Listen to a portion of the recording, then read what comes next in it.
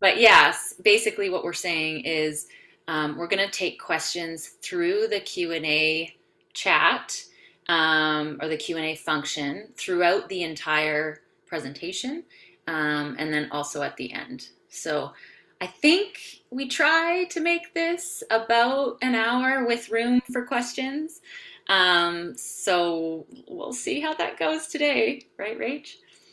Yeah, we very much welcome questions. So yeah, as much as we're talking, we'd love to hear from you guys.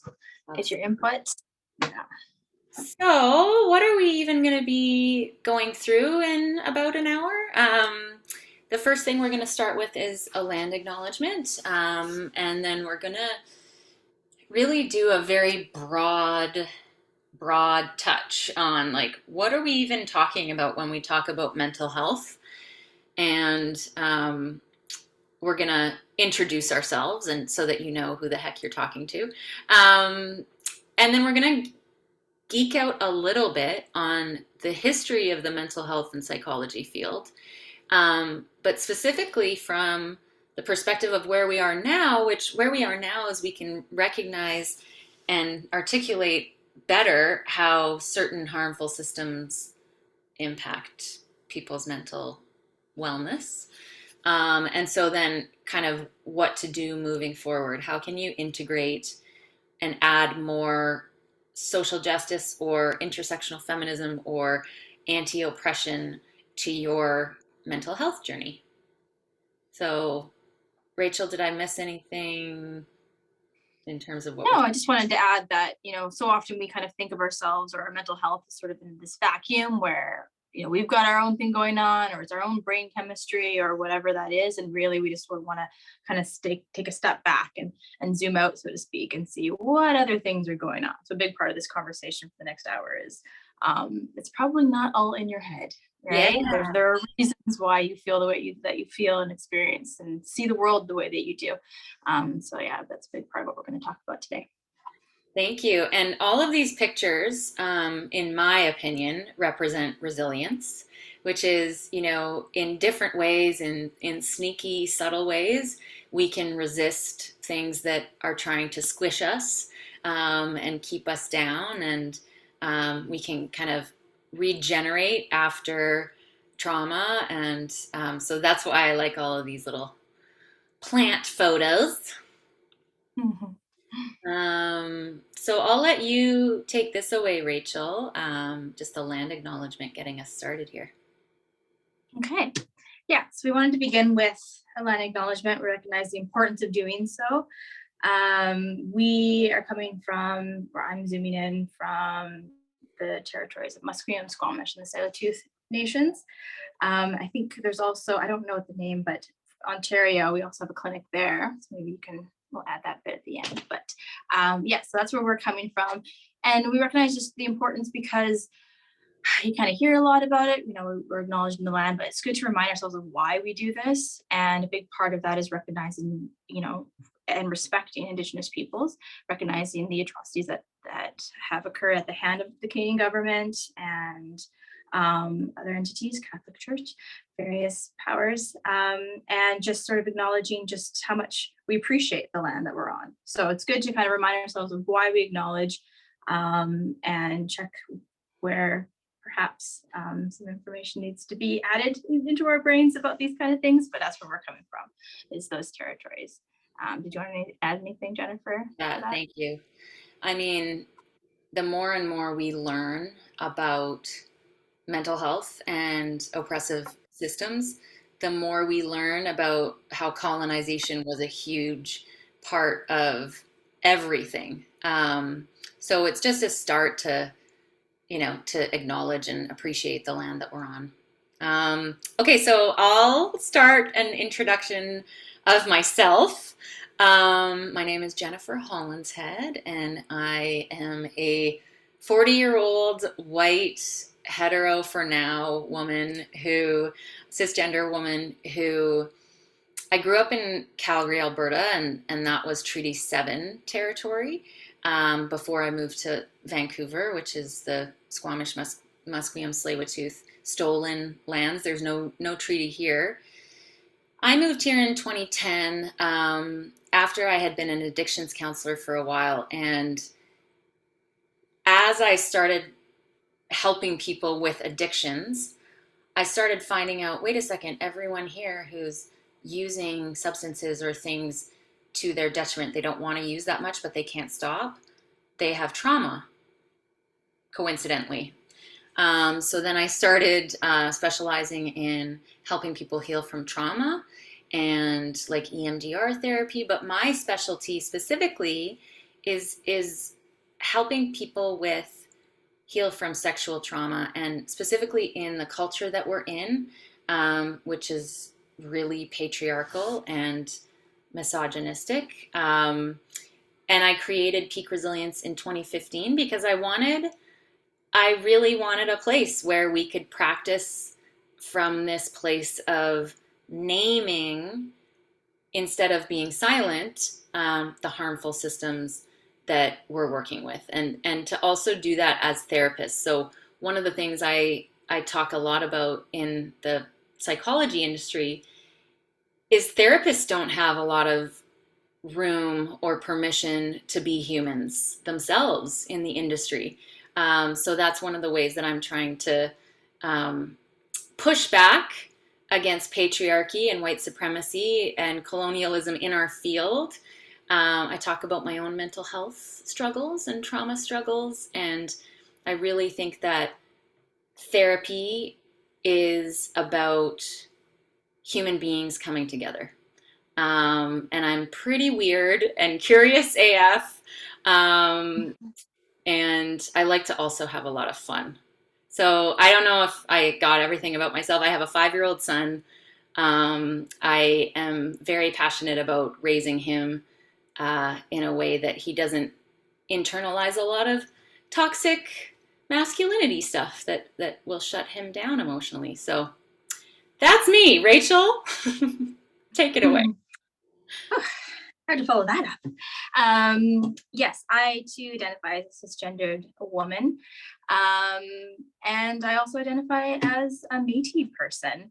And as I'm saying this, even I'm feeling like a little bit of feeling coming up, just because this is a new thing that I'm publicly kind of acknowledging and owning, which speaks to my own sort of internalized shame and racism and oppression that I'm dealing with, that is sort of this intergenerational experience that a lot of the family members in my life experience. So this is a thing, a new hat that I'm putting on in the public world. In the private world, different, but in the public world, yeah. So this is a new thing, and just kind of sitting with, my maternal side of the family, Indigenous. The paternal side is very religious, very oppressive, very just, the two dichotomies of what we're kind of working with, and a lot of what we're talking about today. So complex, to say the least. Well, complex. And I mean, a while back when you were approaching Peak to do your practicum as you're in your counseling training, one of the things we were so excited about bringing you on was not only that you had more experience, but you just are actively investigating all of this in your own life and your own body. So that's what we try and do, and we're not perfect at it at Peak. None of us are fully cooked. We're just in progress, right? Yeah, exactly. Yeah. Okay, well, the way that we try to think about mental health, and it's actually very much in line with the Indigenous view of everything connects. So when we think about people's mental health when they come in our office and they sit down and they want, to start counseling, we're not only thinking about the thoughts that you're having and your psychology, so the way that you're thinking and feeling, but also your physical body. So what chemically is going on, what nutritionally is going on, how much are you moving? There are so many things on a physical body level that impact the psychology of things. So we try not to ignore any one of these kind of intersections of causality of things that, can improve mental health or can contribute to it going south.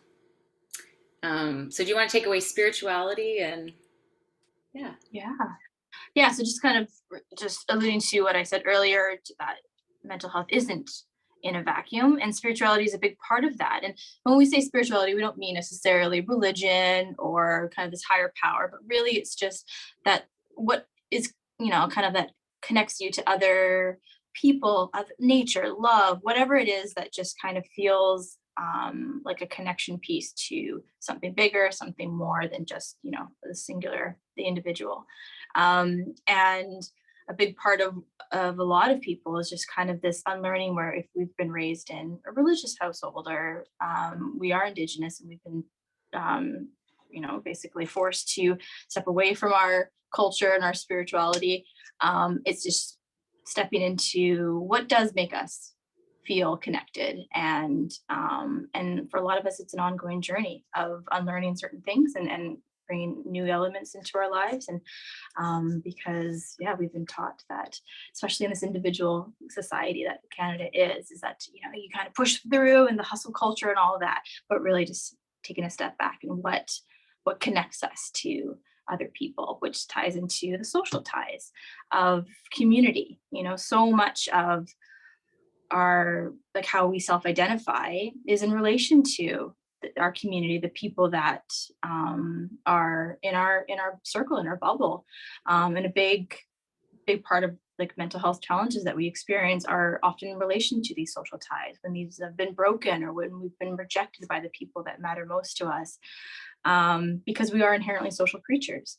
So it's just oftentimes you can kind of think, our mental health is because I'm depressed or I'm this, and really to kind of look back and be like, well, yeah, sure, I got kicked out, or my parents didn't really approve of this, and I kind of having to figure out my own community. Well, no wonder mental health is a bit of a challenge for you right now.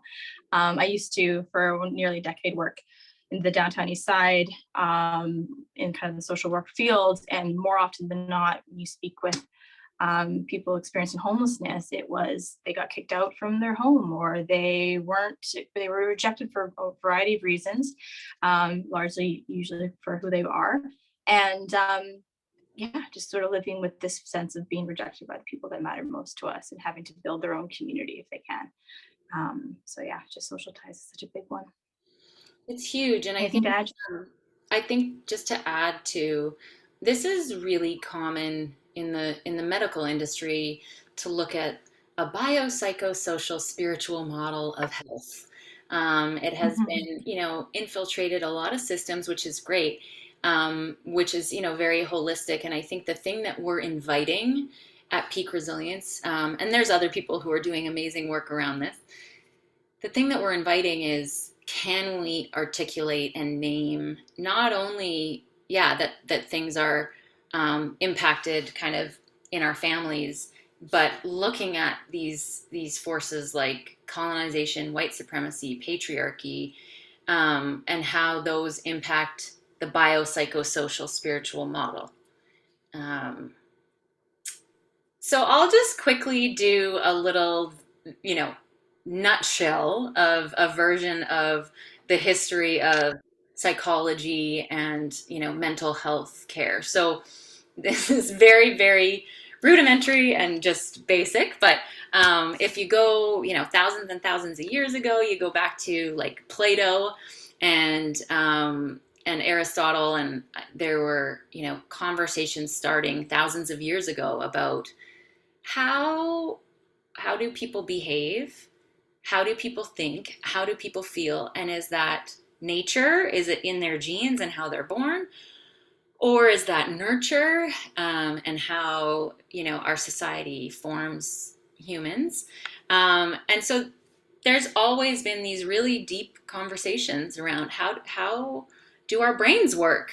And then cut to the 1800s and early 1900s, where Freud and a whole bunch of other psychoanalysts really looked at bringing mental health in the medical community so that it could be a medical treatment. And so Freud which I think is really interesting, was an oppressed person. He was Jewish, and he was in Europe when the Nazis were exiling everyone and trying to round everyone up, and he had to flee for his life and hide. Um, and so one of the things I find interesting is like Freud knew how it felt to be dehumanized by other people, to be seen as lesser of a human, or whatever the, horrifically awful viewpoints were. But he couldn't see that he was also doing that to his patients in the treatment that he was providing. A lot of his writings and scientific facts about women um, were that they just are not as good as men. They're just lesser humans, and that this was part of the factual basis of the psychology industry and psychotherapy and psychoanalysis. And so, psychoanalysis is also about, and psychotherapy is also about diagnosing. So this is where we started finding, okay, what's the name for this problem that this person is coming in front of me with? And so that's really also when therapists started questioning if clients were telling the truth. And so a huge amount of kind of harm was being done to clients for a long time. And so the 60s and 70s, there were psychologists who had taken a lot of training and were women and decided, oh my gosh, there's a lot of problems here. So they started feminist therapy with a feminist code of ethics and stuff like that. And so since the 60s and onward, we've been slowly opening our eyes. And I think I'll speak for myself. I would be the slowest to open my eyes as a white person, because keeping my eyes closed has benefited me.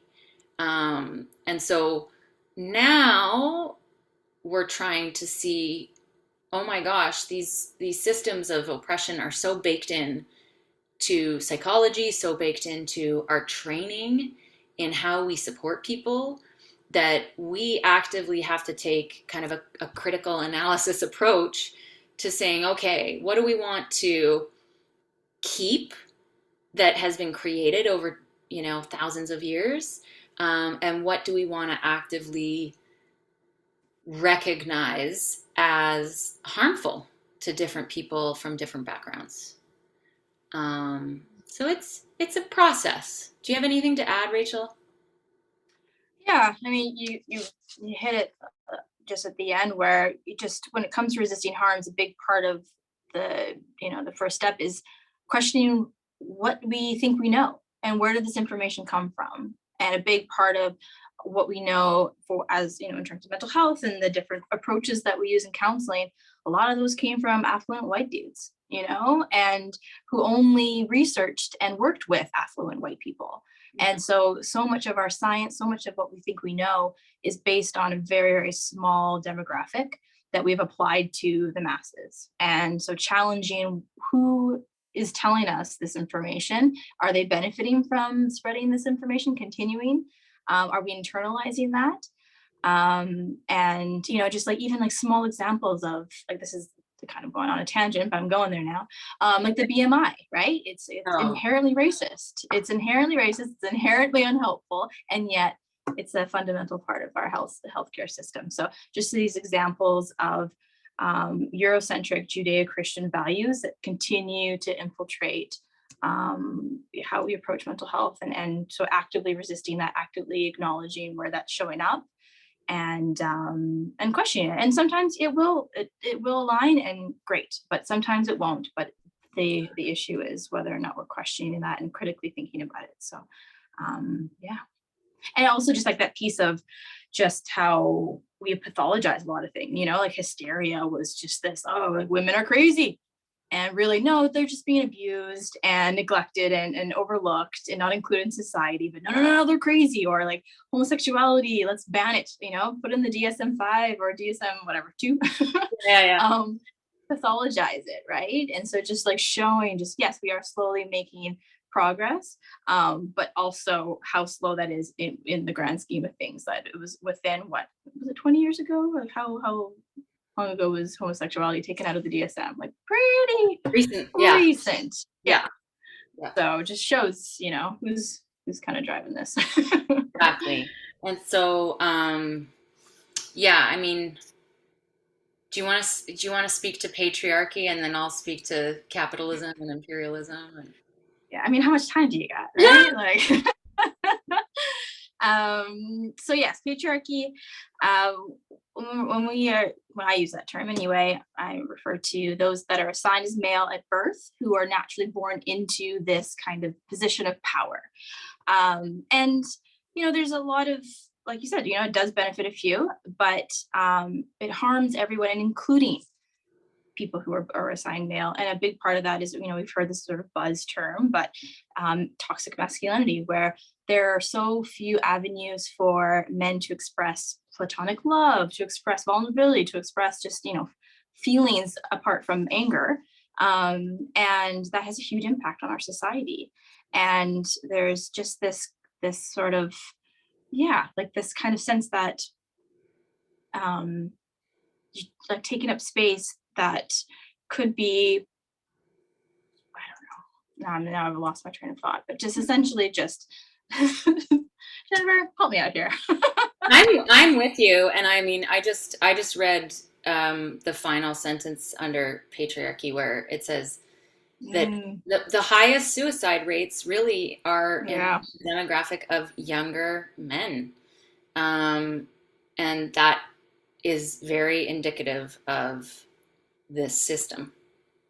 Hmm. That Hmm. it would be safer potentially to end their lives, than to reach out for help, or there's so little help, or so little um, kind of space for suffering, that it leads to high suicide rates. So yeah, just to echo kind of what you said, is a lot of times when people hear the word patriarchy, and when people hear the word feminism, it's sometimes seen as an attack on men, and on people who are born with penises.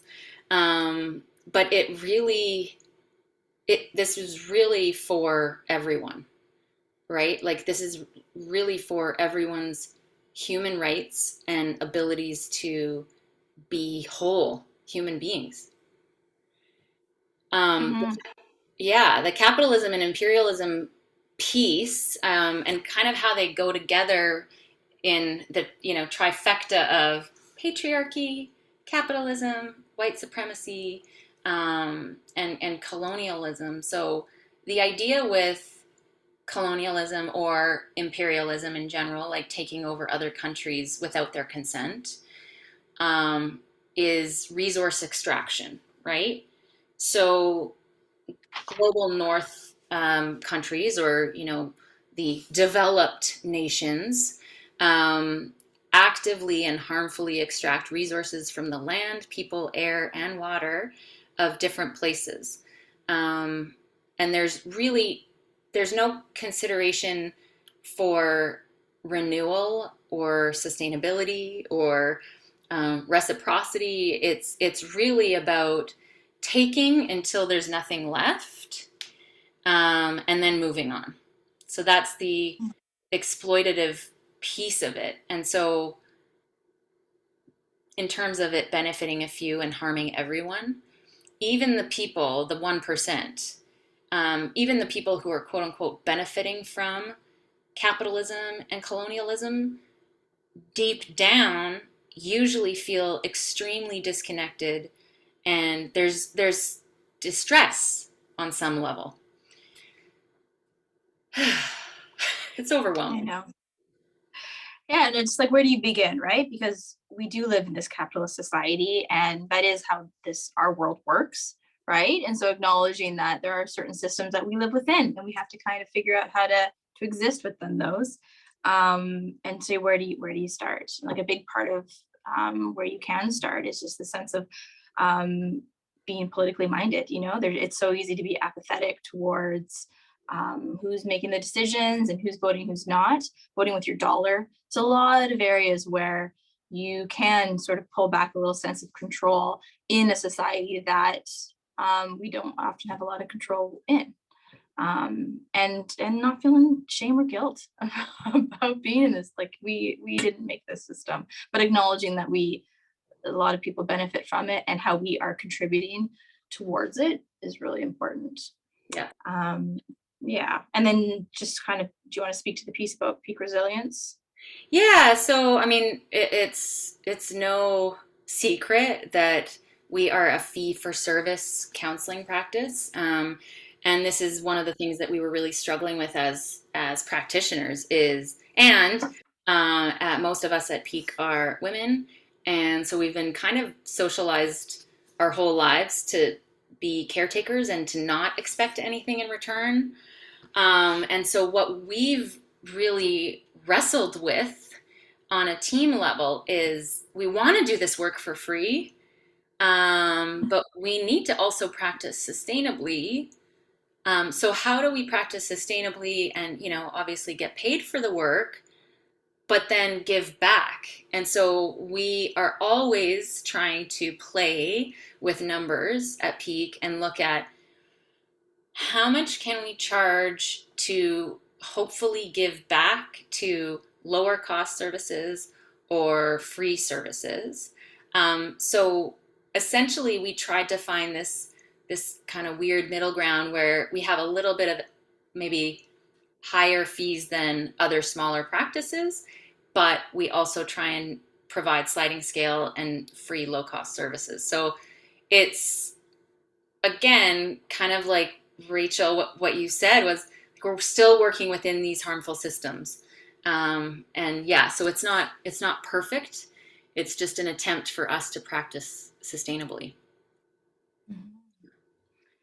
Which leads us to white supremacy and just the power, the inherent power of being born as someone who appears white, passes white, is white, all of this sort of supremacy that comes with skin color, and the challenges around those who aren't Indigenous people, BIPOC, Black and Indigenous people that have experiences that they're both oppressed, but then often have internalized white supremacy that is experienced. And just, I mean, there's so many people who speak to it, but Peggy McIntosh has this analogy where it's like the invisible knapsack, where it's this example of those who do not present as white or are white, then they have this backpack of just all these stones of oppression, just microaggressions, acculturation, all of these barriers and weights that those who are white don't have to carry. And it's just this invisible barrier that a lot of people have to navigate through, in spite of kind of feeling. So acknowledging that we may not see what's going on, but the impacts are still there. And we see it every day, like examples being with policing. Oftentimes those who are white aren't afraid of police officers, aren't afraid of law enforcement, yet those who aren't inherently are, and for good reason. Been shown time and time again that that is an entity to be afraid of, that they aren't there to serve you. And just like what we see in the media, like all this controversy of like who was the Little Mermaid, right? Like just this kind of like, God forbid that it's not a white person, this like fictitious character. But yeah, just like these examples that we see in media time and time again, that are predominantly white, go in, like with the dolls, all the toys, all that kind of thing. And that's shifting. We're seeing that. A big part of that is kind of that voting with the dollar, and then people kind of asking for certain things or demanding them. Yeah, and then just kind of just like this thought of I don't know, I read this quote, I thought it was really interesting, where it's like, like, oh, if you were living back during the civil rights movement, like what side of history would you be standing on and all that? What would you be doing? And this person argued, we are currently in a civil rights movement. So what side are you on right now? What are you doing in your own life to push back and resist this white supremacist mindset system, which I thought was really fascinating. Just like, we are currently in a civil rights movement. And so what are you doing? And attending this webinar is a big part of that too, right? Absolutely. Totally. Yeah. Okay. So ecological systems. This is just sort of a fancy way of saying that lots of systems impact what's going on in our brains. But what this theory speaks to is, as a child, we are just inundated with examples of how we show up, and like our individual relationships within these communities are largely shaped as we're young by those who are taking care of us, raising us, our guardians, our siblings, all these people, our grandparents, just whoever is part of our fundamental development as a child, highly, highly impact how we relate to ourselves, to others. And as we step back and kind of get into that microsystem, that is friends, the mesosystem, the friends, the school, the teachers, how our parents or guardians relate to our teachers and friends and coaches and all that kind of stuff. Just sort of like, it's still within the bubble of society that's quite small, but it's just a step outside of the nuclear family or environment that you grew up in. And then where we are here, the exo system doesn't involve the individual necessarily, but it impacts. So say a parent applies for a promotion or puts their, kind of hat in the ring for a promotion and gets denied it, and now impacts how the child is, because they come back and they're frustrated, they're in a bad mood or whatever it is, or they get, someone gets into a car accident, now they're super stressed, they come back and bring that back to that child. So it doesn't like specifically or like directly impact, but it still has an impact on their development and just how they exist in that system. Macro is made up of the cultural patterns, political beliefs, were you raised religious, were you raised in kind of in a stressful environment, war zone, or versus like growing up in a peaceful environment. All of that impacts the macro system of how you show up in the world, how you identify, how you view others, your world perspective. And then the chrono system is just the big sort of shifts that happen over a lifespan. So, for example, did your parents divorce and have like it impact them as you grow up? It shapes perhaps how you see relationships. It shapes how you grew up, because maybe you had to grow up in two different households, two different cities, countries, who knows? Was it an amicable divorce? Was it not? All of these things shape how you view other people, how you view yourself. It could have a huge impact, but it's generally kind of over sort of a lifespan, like just education, intergenerational trauma, a lot of that stuff. It's like kind of this chrono system of shifts and patterns over time. And I just kind of jammed a bunch of information in, but essentially just lots of things affect us. Yeah. Exactly. And I think that this is really helpful to try to challenge some shame that can come up for people of like, oh, something's wrong with me. It's like, no, you're in a lot of different systems. But before we go on, I want to go back to this, and I'm just going to put out a quick poll here. We have a total of 7 people in here. So if you want, you can anonymously answer this question, because one of the things we realize is it's unbelievably overwhelming to look at how many huge embedded systems are impacting us. And so I go back and forth with everyone about this, and everyone has a different feeling on different days almost. And so it's like, what's more overwhelming to you?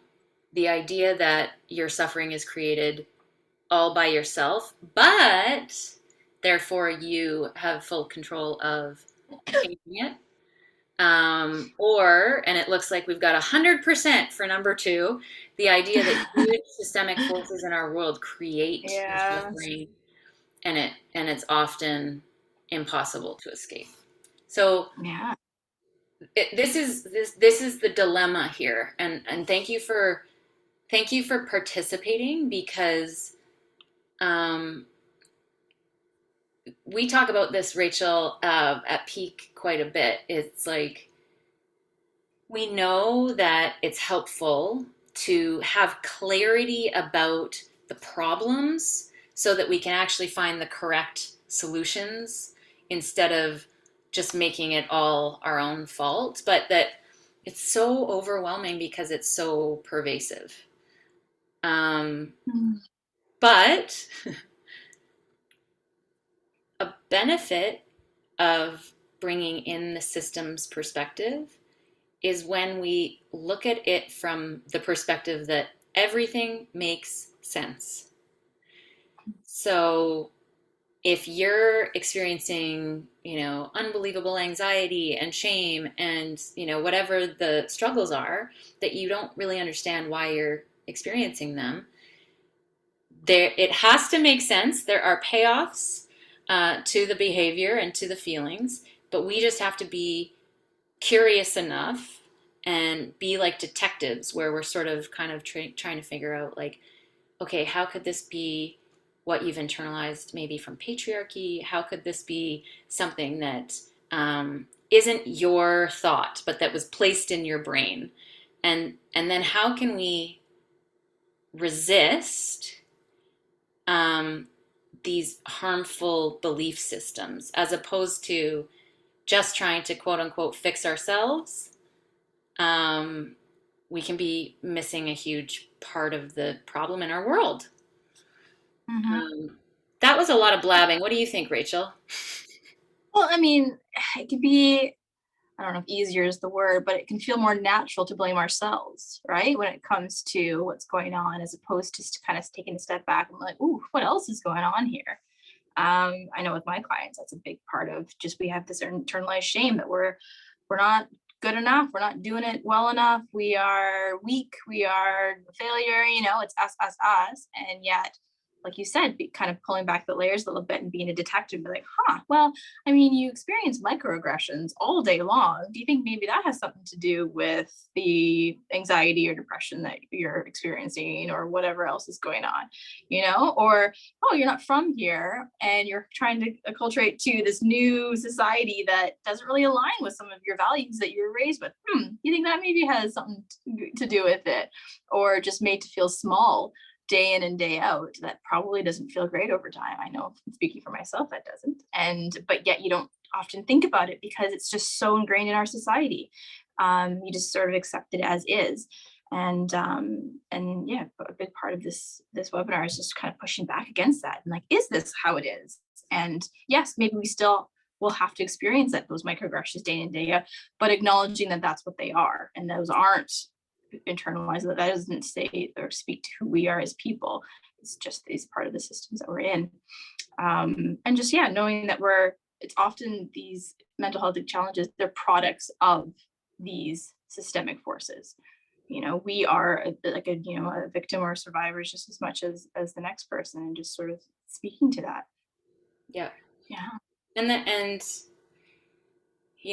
another sneaky part of these systems is that, I mean, we know with the report that was put out about racism in healthcare, we know that these systems are interwoven into the systems that are supposed to help people.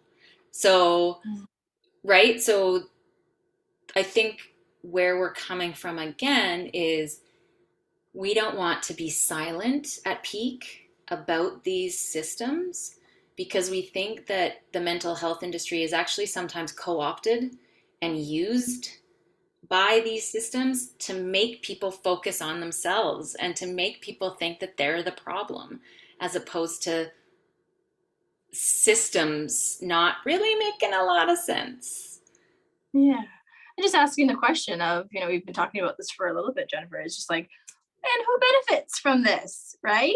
Like, who benefits from us shaming ourselves, us blaming ourselves, and not questioning what's going on? Who benefits or what benefits? And, we would argue that what we've been talking about, these oppressive systems benefit, right? There's a reason why it's, we kind of naturally align with feeling guilty because that's part of our training, our learning, our development. These systems are created really, really cleverly, and they're designed to do exactly what they're doing. So yeah, so who benefits? It's the question to ask yourself when you're Who kind of, benefits? yeah. Yeah. Okay. So I love that question. Who benefits? Because it's so simple, right? Like if I'm struggling with body image, if I'm hating my skin, if I'm hating anything else about myself, who's benefiting from that? And one of the things, another kind of, I thought it was such an easy, simple way to reframe what the work is. And that was someone on our team named Anna. And we're talking about, heterosexual relationship dynamics and how like it just seems like a bit of a trap. And she said, well, some people are just habitually trained to take more, and some people are trained to give more and expect less. And so maybe it's just about everyone figuring out where they are in that continuum in various different identities, right? If it's about your position with your race, if you're white and you have that privilege, maybe I will be looking at how I've been socialized to habitually expect and take more. And so I'm going to be needing to work on that. Mm-hmm. And it's important to say too, I think, that it may come across that, like just the patriarchy and essentially like white men or white people are at fault here. And it's like, that's not the point of what we're saying, just those who are born white, those who are born, with penises and just kind of in those positions of power have this inherent sense of power. But that's not to say that they don't have their own challenges and their own just like incredibly challenging and difficult dealings and experiences. So it's just important to say that, yes, just because you were raised to take more or take less, a lot of these things aren't anyone's fault in the beginning, right? It's now that we're adults, now that we're acknowledging, okay, I am benefiting from the system. How are we going to try to resist or push back or challenge? So it's not shaming those who are in these inherently powerful positions. It is what it is. You got the drew the, I guess not the short stick, the long stick. And yeah, like, great. So what are we going to do with that power? What are we going to do with that now? So there's no shaming. There's no like down with the white man kind of thing. It's just more like, okay, well, how do we use this power for good? How do we use this power to elevate those who are being oppressed right now? Yeah, so it's just kind of like, I wanted to make sure like you can kind of feel like a bit of a dump on those who are in power. And that's not the point of this conversation. It's not the point of what we're trying to articulate. It's just saying, this is what it is, and how do we now move forward? Such a good point. Thank you for that. And so, how do we move forward? I think, you've said a couple of times, like even just coming to this webinar, even just thinking about this stuff is really part of the process. So do you want to take us through some of these pieces? Yeah. So, this can feel really overwhelming, especially if this topic is a bit new to you. And it's just like, oh, okay. So I'm in all these systems that are incredibly powerful and oppressive. And I mean, just how much council culture just instills this fear of like, don't want to take a wrong step. So maybe it's just better not to try at all, right? Because it's just so much worse to be made to feel like a fool or in it wrong, right? And so where do we begin? So a big part of kind of just like, okay, we've given you a lot of information, a lot of stuff to chew on. It's just kind of like giving you a bit of a landing point of where to begin, or just a suggestion. And it's just kind of gathering information, just like we'll have a list coming, and I think it's the next slide or so, of just like where to begin. There's some, a lot of Instagram influencers. I don't know if that's the word that we're using here, but a lot of accounts are doing incredible work on getting information out there and challenging systems that we're talking about. You don't have to do all the work, right? There's a lot of people who've already done a lot of this. And so just beginning with talking to those around you, talking to just kind of starting these conversations of like, like, is that just, are other people kind of feeling this way? So yeah, so just starting to kind of be gathering a little bit of information just by what's already out there. And through just kind of like, oh, I can't read that one, support. Maybe you can speak to that one, Jennifer. I Yeah. can't really read that one very well. Well, and I'll add one little nugget to the info gathering. One of the things I talk a lot about in my sessions and for myself in general is if I've been fed information my entire life, actively and passively, then if I'm not taking in new information that counteracts the harmful messages of all the other information I've taken in, how do I expect myself to change? How do I expect myself to know of any different ways of thinking? So that's why I love info gathering, is because it's on your own time ways to find new ways to approach problems. Mhm. And support is, like getting support relationally within either friendships, family, whoever you feel safe enough with, and that might be in therapy, that might be in a therapy group, that might be in an online forum, just wherever you need to get support to start wrapping your head around all of these things. This work isn't meant to be done alone. Mhm. And it's like it's a safer way to begin, right? Just you're just gathering information, you're just seeing what's out there, you're just kind of acknowledging, our own biases, our own stuff that's going on. And in some ways it's kind of, I don't know, it's exciting if it's the right word, but like I'm just a nerd when it comes to this stuff. I'm like, it's just so exciting when you learn Yeah, we're a about little bit stuff. biased.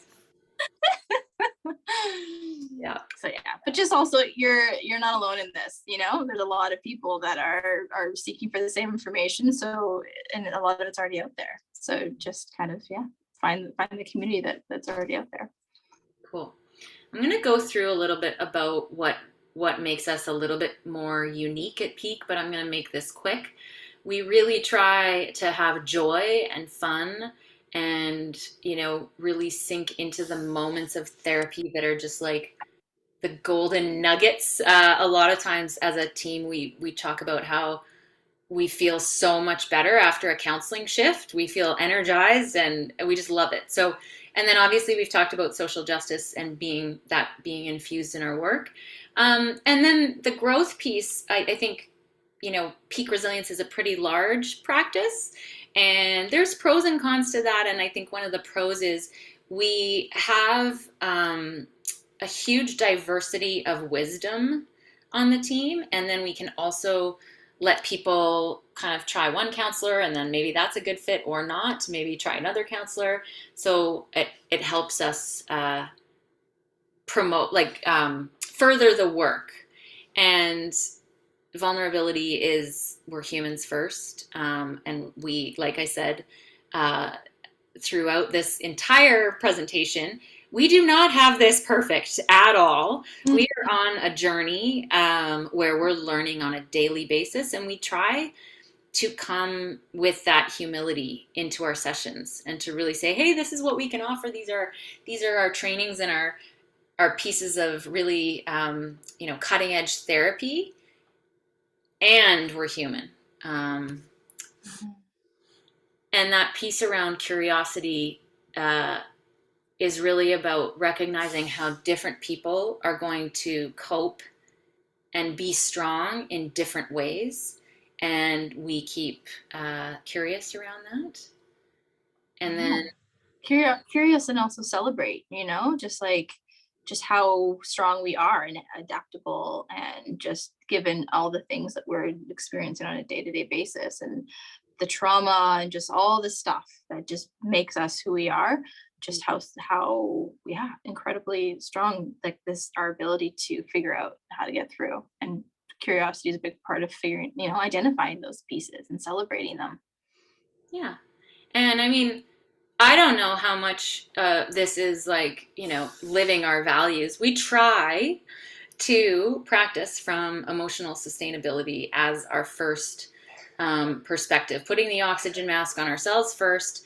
And when I say that we try, I really mean that on a daily basis, we're continually resisting patriarchy and white supremacy and capitalism that are telling us to not function in a sustainable way. So we just try to function sustainably. Um, yeah, and which is a great segue.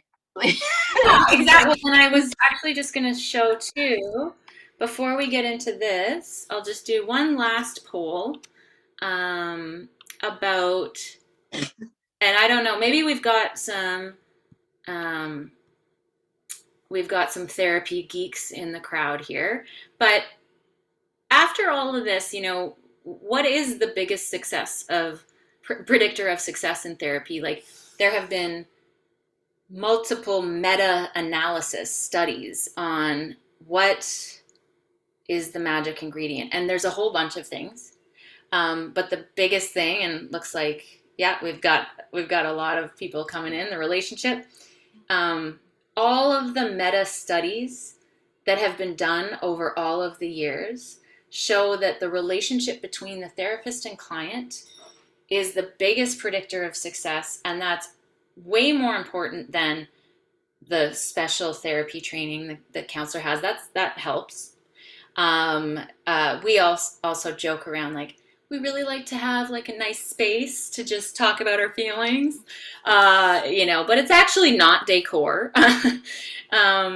So again, the way that I think about the work that we do at Peak, and Rachel, you can let me know what you think, but we really focus on the relationship being central, and then we sprinkle therapy tools in based on, kind of the person in front of us and what we think is going to be helpful. And we're also looking at the ethics behind what we're doing, which is how are we naming systems and helping people resist the systems that are harming them. Yeah. Is that fair, would you say? Yeah. I mean, really just a big part of therapy is just talking it out, just having somebody listen to what's going on, and that rapport, that trust that develops through that connection. And a big part of a lot of therapists at Peak pull from is self-disclosure of just like, we are in this just as much as our clients. We have so like often the same or very similar experiences with that, like bring them into therapy in the first place. Just kind of bring that human element of like, yep, we get it. And this is part of why we do the work that we do, is because it is so important to us. And just kind of that human connection, normalizing what is going on, normalizing how we're feeling, like the kind of the coping strategies that we've developed along the way, normalizing all of that. And because so much of the shame is this, I'm something's wrong with me. And so we work to dispel that myth, and do it through self-disclosure, just kind of pointing out systems, cracking jokes. I'm a big fan of the sparkling water that comes with working at Peak. So if you if you have in-person sessions, then look out. It's a great experience working here. Well, Yeah. and this is like I said, this is really, I mean, we are not talking about the services that we have that are on our website that are a fee for service, right? What we're trying to really illuminate here is our Practicum counseling service, which actually you're full right now until probably January. So not really more clients for that. But we also have a group program coming out. So stay tuned for that. And if you're interested in just poking around, our site, peakresilience.com, Practicum sessions start at $21. We have a matching system where a counselor on our team will actually look at all the topics that you've filled in and match you with a counselor that's going to be the best fit for you. Yeah, and we also provide a lot of like courses and supervision and training.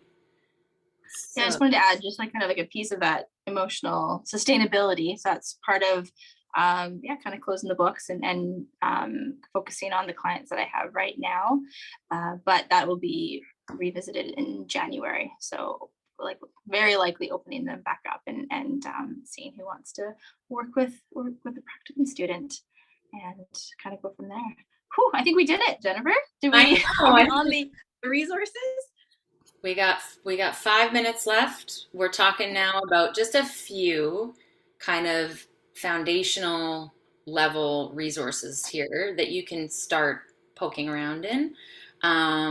Feminism is for Everybody is a book by Bell Hooks, but if you just Google Feminism is for Everybody PDF, you can read it for free. And then maybe you can go over the other ones, Rach.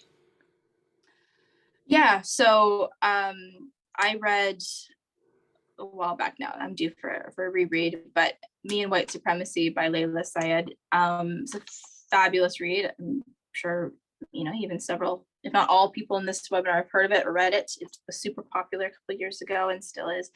And essentially, it's just a very kind of broken down, simplified way to kind of explore and challenge what we think we know. And there's exercises and kind of poking at because nobody wants to think that they are racist, right? Nobody wants to identify as that or misogynist or xenophobic, whatever it is. Nobody wants to. And then you kind of start answering some questions. You're like, no, I think I might be.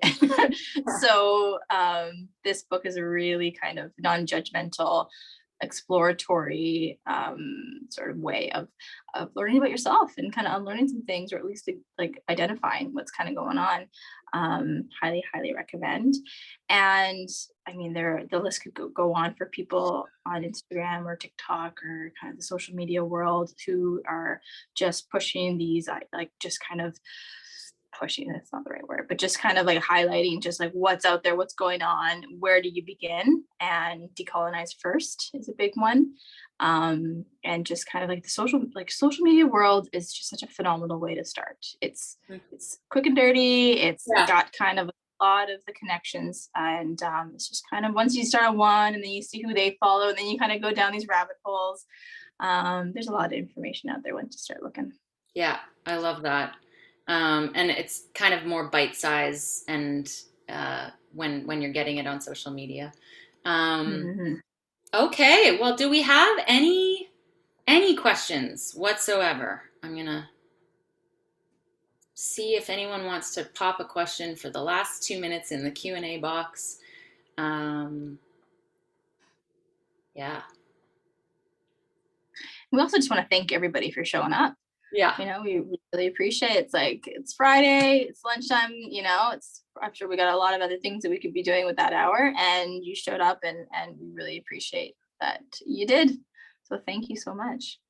Yeah. And we're always looking for, I think we've run this webinar maybe 3 or 4 times now, and we keep trying to make it as interesting and engaging as possible. So if you have feedback after hanging out with us for almost an hour, you can email either Rachel at peak-resilience or Jennifer at peak-resilience.com, because we'd love to keep working on this and making it better every time. All right. I'm not seeing any Q&As popping up. So if that is all, no questions, we will end off there. Okay. Thank you again. Thanks, Rachel. Good work. Yeah, you too. Take care out there.